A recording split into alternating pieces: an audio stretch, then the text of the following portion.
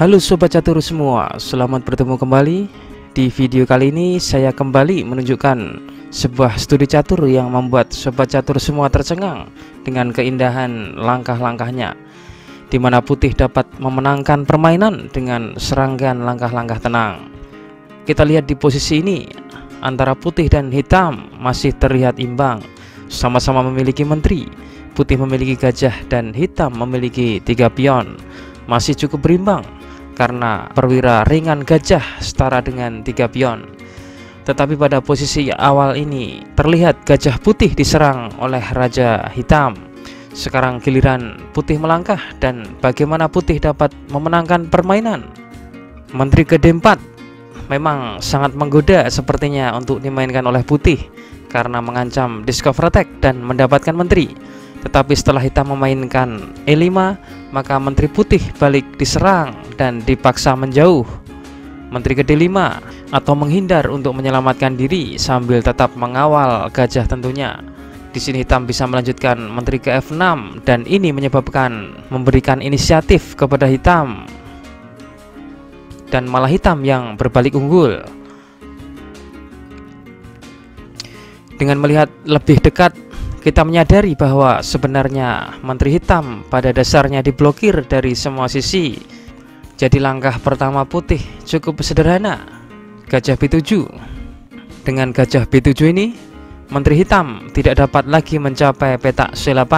Apabila menteri ke D6 misalnya, karena antara menteri dan rajanya dalam satu diagonal, sehingga putih dapat bermain menteri ke H2, dan setelahnya membuat menteri hitam hilang.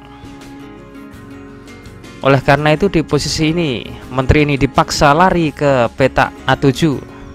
Tapi sekarang membuat posisi menteri hitam ini sedikit membaik karena ia sekarang memiliki diagonal ini, sehingga hitam sekarang memiliki peluang dan ruang. Bagaimana langkah terbaik putih untuk melanjutkan permainan? Saatnya putih untuk melakukan skak. Dan sekarang dilihat posisi raja hitam memiliki 3 petak untuk dituju. Apa langkah putih yang dapat mengontrol petak G1 sehingga raja tidak dapat mundur ke E3? Ya, sungguh brilian. Menteri ke H2 melakukan skak. Sekarang raja hitam hanya memiliki 2 opsi petak untuk melangkah. Bila ke E3, ini adalah kekalahan bagi hitam karena ia masuk dalam diagonal yang dikontrol melalui petak G1. Karena setelah putih menang, karenanya di posisi ini raja hitam dipaksa lari ke F5.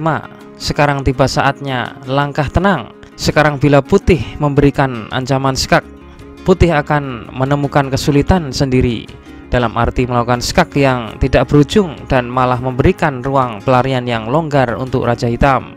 Contoh, bila menteri ke H3 misalnya, maka raja hitam akan lari dan makin menjauh.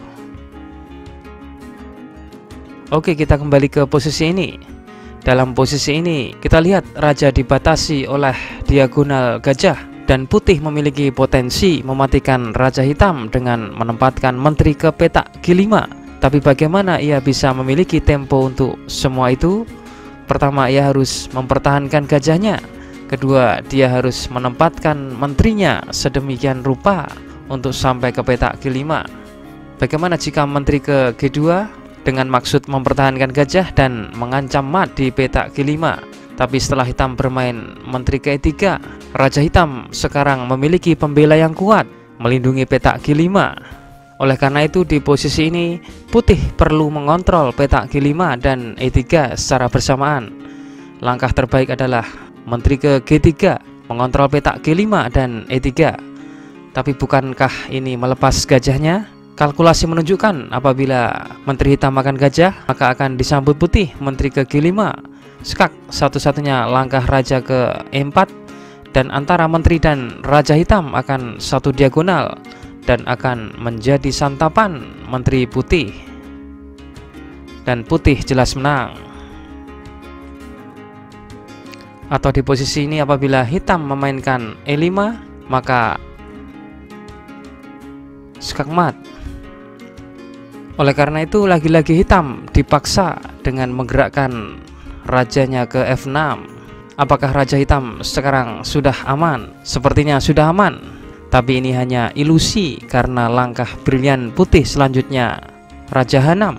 Langkah tenang tapi menghancurkan, mengontrol petak G7 untuk menciptakan ancaman bersama dengan Menteri Putih di rencana ke depan.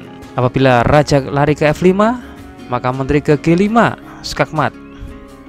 Atau apabila Menteri pukul gajah, maka akan disambut Putih menang. Atau apabila Raja ke E7, maka langkah ini memiliki potensi discover attack yang menangkap Menteri. Putih menang. Atau apabila Raja ke F7, maka Putih menang juga. Atau apabila Hitam menjalankan E5, maka Putih menang juga.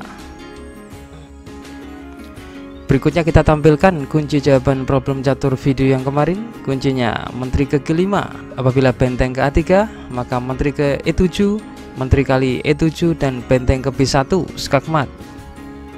Atau apabila Menteri ke D1, maka kuda kali D1, benteng A3 dan Menteri ke C1 skakmat. Atau apabila Menteri ke H1, maka Menteri ke G2, Menteri kali G2 dan benteng ke B1 skakmat. Atau apabila benteng ke A7, maka Menteri ke E3, Menteri kali E3 dan benteng ke B1 skakmat. Dan berikutnya kita tampilkan problem catur terbaru, silahkan dipelajari dan kunci jawabannya akan saya tampilkan di video selanjutnya. Terima kasih telah menonton.